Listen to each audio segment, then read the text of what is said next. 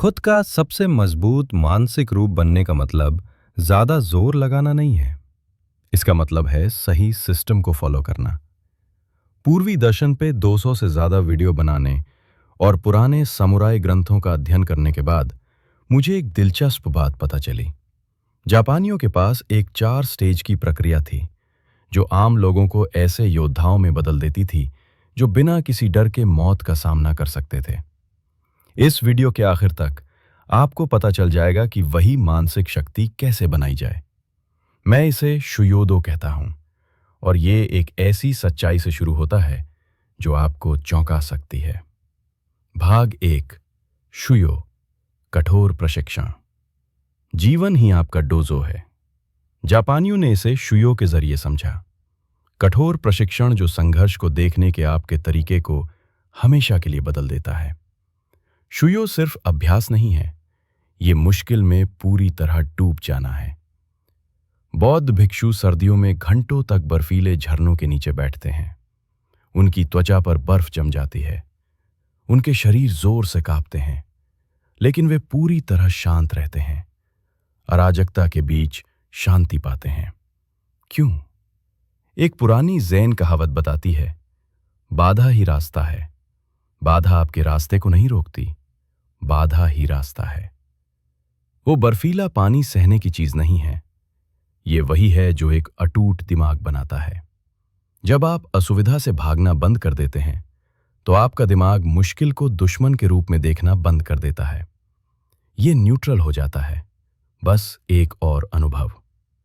यही कारण है कि प्रशिक्षित भिक्षु बर्फीले पानी में उतनी ही शांति से बैठ सकते हैं जितनी शांति से आप अपने सोफे पर बैठते हैं।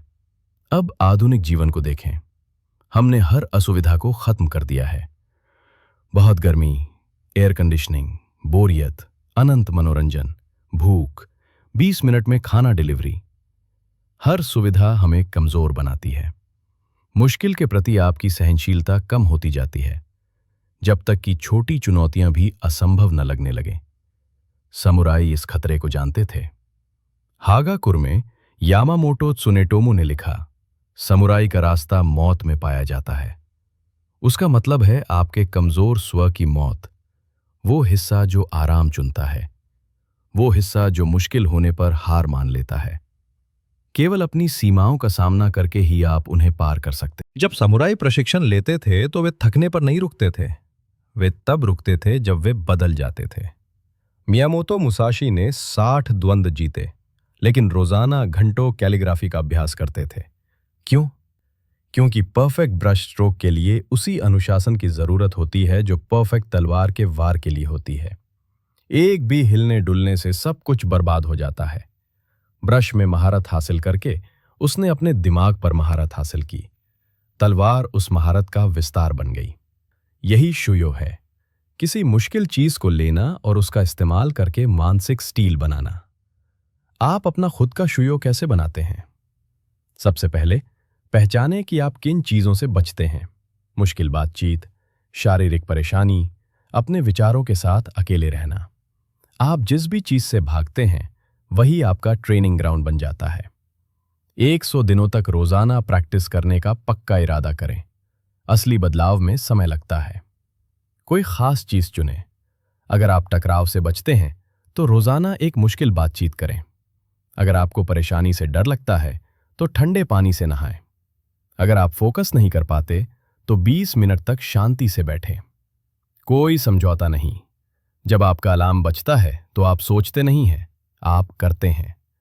ये मोटिवेशन के बारे में नहीं है, ये ऐसे इंसान बनने के बारे में है जो मुश्किल काम अपने आप करता है। आप में से ज्यादातर लोग इसे ट्राई नहीं करेंगे। आप इस वीडियो को सेव करेंगे, कल से शुरू करने का वादा करेंगे, फिर कोई बहाना ढूंढ लेंगे। शुयो हर किसी के लिए नहीं है, ये उन लोगों के लिए है जो कमजोर होने से तंग आ चुके हैं। लेकिन यहां समस्या है, बिना दिशा के शुयो सिर्फ दुख है। भिक्षुओं ने बेतरतीब ढंग से ट्रेनिंग नहीं ली। उन्होंने एक ऐसे रास्ते का पालन किया जिसने उनकी ट्रेनिंग को मतलब दिया। यहीं पर बुडो आता है, मार्शल तरीका जो अनुशासन को जीवन के दर्शन में बदल देता है। भाग 2, बुडो मार्शल तरीका। बुडो का मतलब है मार्शल तरीका। लेकिन मार्शल आर्ट्स के बारे में आप जो कुछ भी जानते हैं उसे भूल जाएं। ये लड़ाई के बारे में नहीं है, ये आपके पूरे जीवन को अनुशासन में बदलने के बारे में है। आधुनिक कराटे के संस्थापक जिन फाउसी ने यह साफ किया, मार्शल आर्ट्स का अंतिम लक्ष्य जीत नहीं बल्कि चरित्र की पूर्णता है। इसे फिर से पढ़ें, जीत नहीं, चरित्र। समुराई ने कुछ गहरा खोजा।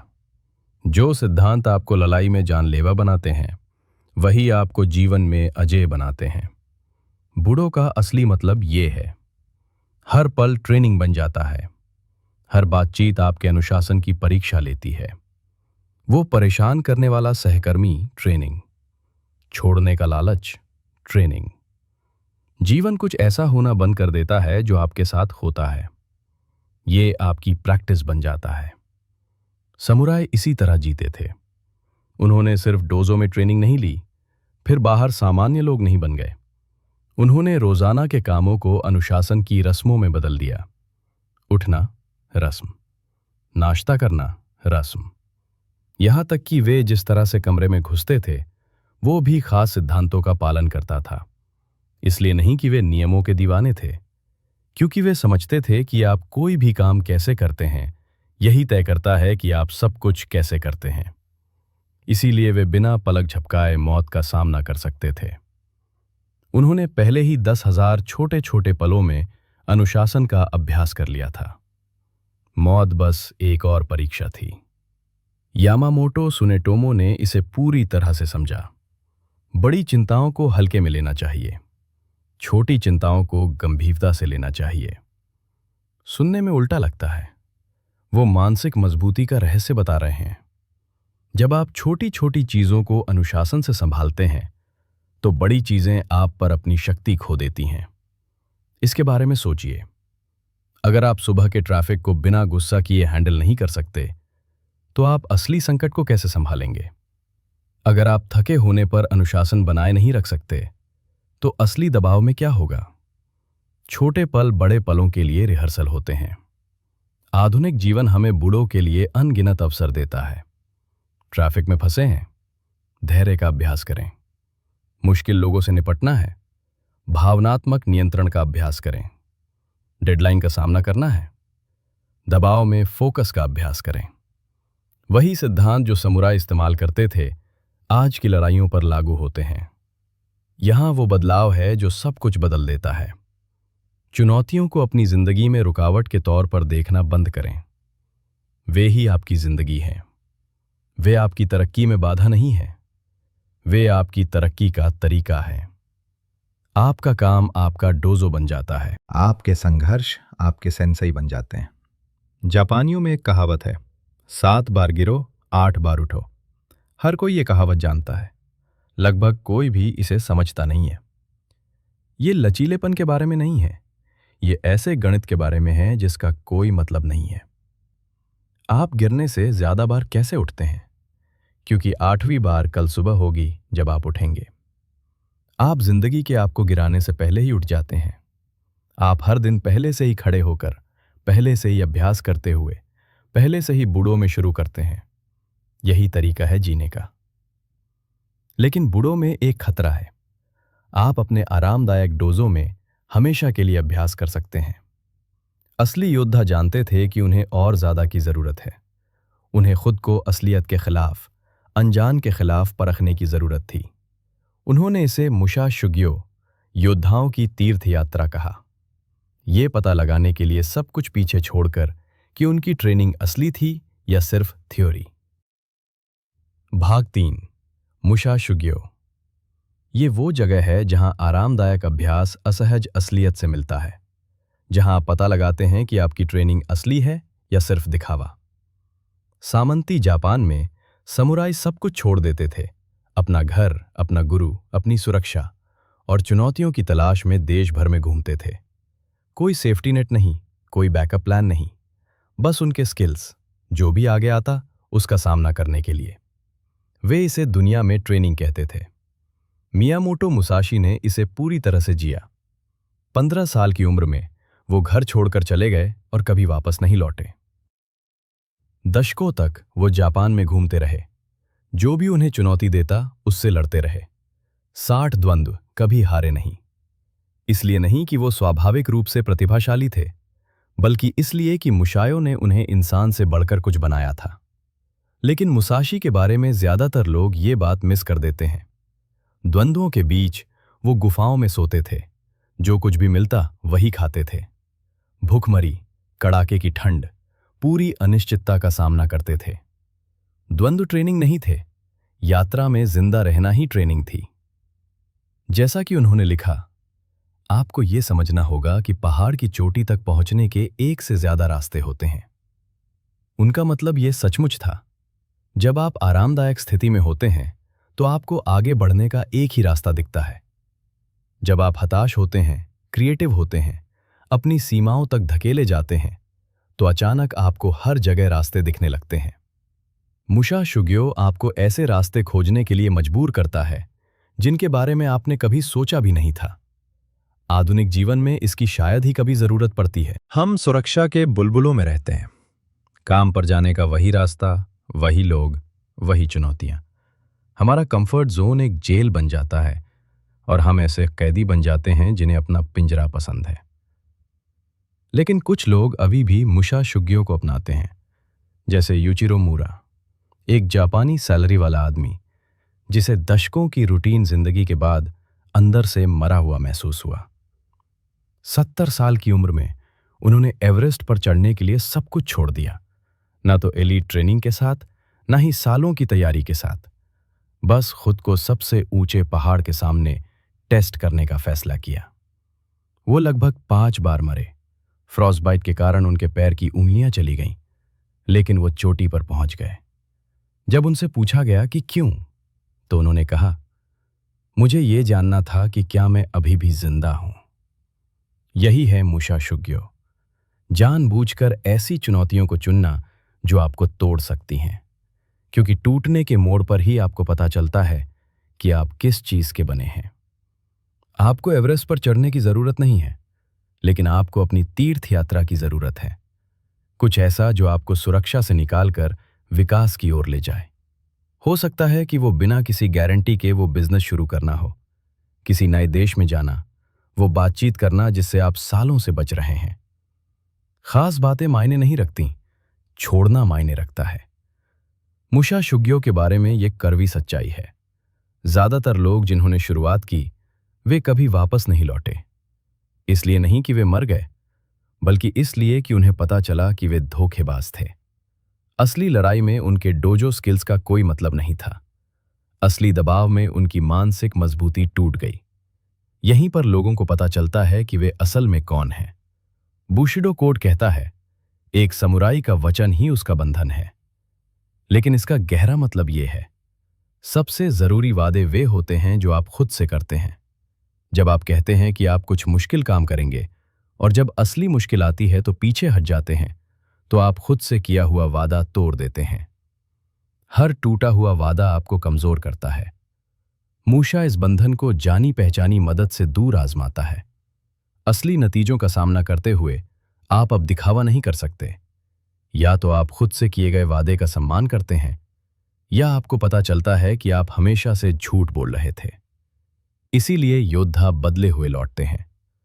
लड़ाई जीतने से नहीं, बल्कि खुद से किए गए वादों को निभाने से, जब हार मानना आसान होता। ये जानने से कि वे खुद पर पूरी तरह भरोसा कर सकते हैं। लेकिन तीर्थ यात्रा में जिंदा रहना सिर्फ तैयारी है। असली बदलाव महारत के 3 चरणों से आता है, जिसे जापानी शुहारी कहते हैं। छात्र से गुरु बनने का रास्ता, और फिर दोनों से परे कुछ और। भाग 4, शुहारी, महारत के 3 चरण। हर जापानी गुरु ने इन चरणों का पालन किया, पसंद से नहीं, जरूरत से। महारत असल में ऐसे ही काम करती है। सबसे पहले आता है सु, रक्षा करना या आज्ञा मानना। यहीं से हर कोई शुरू करता है, लेकिन कोई भी यहां रहना नहीं चाहता।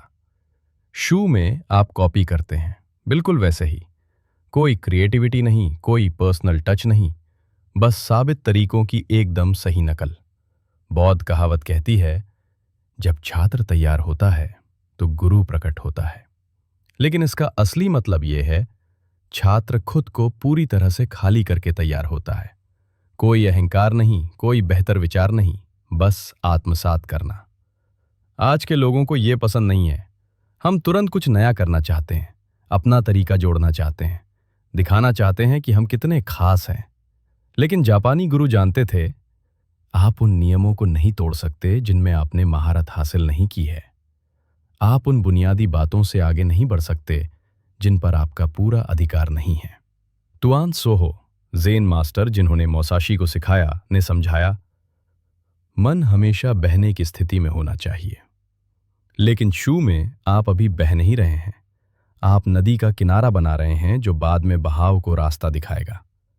हर बार दोहराने से चैनल गहरा होता जाता है। लिखने सीखने के बारे में सोचें। सबसे पहले आप हजारों बार अक्षरों को ठीक से ट्रेस करते हैं। बोरिंग? हाँ। जरूरी? बिल्कुल। क्योंकि वे ट्रेस किए गए अक्षर आपके भविष्य के सिग्नेचर की नींव बनते हैं। इस स्टेज को छोड़ देंगे तो आप हमेशा बच्चे की तरह लिखेंगे। शू में मानसिक मजबूती का मतलब है यह स्वीकार करना कि आप कुछ नहीं जानते, बिना सवाल किए निर्देशों का पालन करना, बेसिक्स को तब तक दोहराना जब तक वे ऑटोमेटिक न हो जाएं। ज्यादातर लोग यहीं हार मान लेते हैं क्योंकि इससे उनके अहंकार को ठेस पहुंचती है। वे पहले छात्र बने बिना मास्टर बनना चाहते हैं।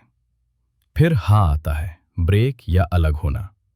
अब आपने सवाल करने का अधिकार कमा लिया है, नींव मजबूत है, इसलिए आप अपना खुद का ढांचा बनाना शुरू कर सकते हैं। यहीं से पर्सनल स्टाइल उभरता है। मात्सुबाशो ने इसे पूरी तरह से समझा। बुद्धिमान लोगों के नक्शे कदम पर चलने की कोशिश न करें। वे जिस चीज की तलाश में थे उसकी तलाश करें। शू में आप ठीक ठीक नक्शे कदम पर चलते हैं। हाँ में आप समझते हैं कि वे नक्शे कदम कहाँ क्यों गए। अब आप उसी मंजिल तक पहुंचने के लिए अपना रास्ता खोज सकते हैं। आखिर में री आता है, छोड़ना या पार करना। यहीं पर तकनीक गायब हो जाती है। जहां सोचना बंद हो जाता है वहां होना शुरू होता है। आप अब मानसिक मजबूती का अभ्यास नहीं करते, आप ही मानसिक मजबूती हैं। मोसाशी अपने आखिरी सालों में री तक पहुंचे, एक गुफा में अकेले रहते हुए। उन्होंने लिखा, रणनीति में दूर की चीजों को ऐसे देखना जरूरी है जैसे वे पास हों, और पास की चीजों को दूर से देखना। री में कोई ही ये लिख सकता था। वो शारीरिक दूरी की बात नहीं कर रहे हैं, वो एक ऐसे मन का वर्णन कर रहे हैं जिसने सामान्य समझ को पार कर लिया है। री में आप और आपके अभ्यास के बीच कोई अंतर नहीं है। एक मास्टर बढ़ई अपने औजारों का इस्तेमाल करने के बारे में नहीं सोचता, उसके हाथ जानते हैं। एक समुराई बहादुर होने का फैसला नहीं करता, साहस उसका स्वभाव है। आप मानसिक मजबूती नहीं चुनते, वो आपको चुनती है। इसीलिए सच्चे मास्टर अलौकिक लगते हैं। वे अब कोशिश नहीं कर रहे हैं। दशकों के शू ने नींव बनाई, सालों के हा ने उनकी समझ को निखारा। अब री में वे तकनीक से परे एक जगह से काम करते हैं। वे वही बन गए हैं जिसका उन्होंने अभ्यास किया था। ज्यादातर लोग कभी री तक नहीं पहुंचते। वे हाँ में सहज हो जाते हैं, ये सोचते हुए कि इनोवेशन ही अंतिम बिंदु है। लेकिन आरआई क्रिएटिव या डिसिप्लिन्ड होने के बारे में नहीं है, ये पूरी तरह से गायब हो जाने के बारे में है, जब तक कि सिर्फ रास्ता ना रह जाए। जब आप री और मेंटल टफनेस तक पहुंच जाते हैं तो आपको मोटिवेशन की जरूरत नहीं रहती। टेक्निक्स का इस्तेमाल करना बंद कर दें, मजबूत बनने की कोशिश करना बंद कर दें। ताकत बस आपके अंदर से बहने लगती है, जिस भी रूप में उस पल को जरूरत होती है। आप ही टीचिंग बन गए हैं। ये एक जिंदगी का रास्ता है, 30 दिन का चैलेंज नहीं, सुबह का रूटीन नहीं, एक पूरा बदलाव जिसमें सालों लगते हैं। लेकिन ये आज एक फैसले से शुरू होता है। अपना पहला शुयो चुनें, कुछ ऐसा जिससे आप बचते हैं, कुछ ऐसा जो आपको डराता है। 100 दिनों तक रोज उसका सामना करने का कमिटमेंट करें। कोई मोलभाव नहीं, कोई बहाना नहीं, बस प्रैक्टिस। एक्टिविटी मायने नहीं रखती, कमिटमेंट काम आता है। क्योंकि जैसा कि समुराई कहावत कहती है, कल की लड़ाई आज की प्रैक्टिस से जीती जाती है। इसे फिर से पढ़ें। कल की लड़ाई, आपकी भविष्य की चुनौतियां, संकट, मुश्किल पल, ये सब पहले से ही किससे तय होता है? इससे कि आप आज प्रैक्टिस करते हैं या नहीं, इससे कि आप अभी आराम चुनते हैं या ग्रोथ। झरने के नीचे बैठे साधु झरने के लिए तैयारी नहीं कर रहे हैं, वे जिंदगी के लिए तैयारी कर रहे हैं। आप ठंडे पानी से नहाने के लिए ट्रेनिंग नहीं ले रहे हैं, आप उन सभी चीजों के लिए ट्रेनिंग ले रहे हैं जो आपको तोड़ने की कोशिश करेंगी। आज ही शुरू करें, कल नहीं, सोमवार को नहीं, आज। क्योंकि जो इंसान आज शुरू करता है वो उस इंसान से पहले ही जीत चुका होता है जो कल शुरू करेगा। याद रखें, आपको मोटिवेटेड होने की जरूरत नहीं है, आपको बस शुरू करने की जरूरत है। रास्ता आपको बाकी सब कुछ सिखा देगा। यही सुग्योडो है। आपका विकास अब शुरू होता है।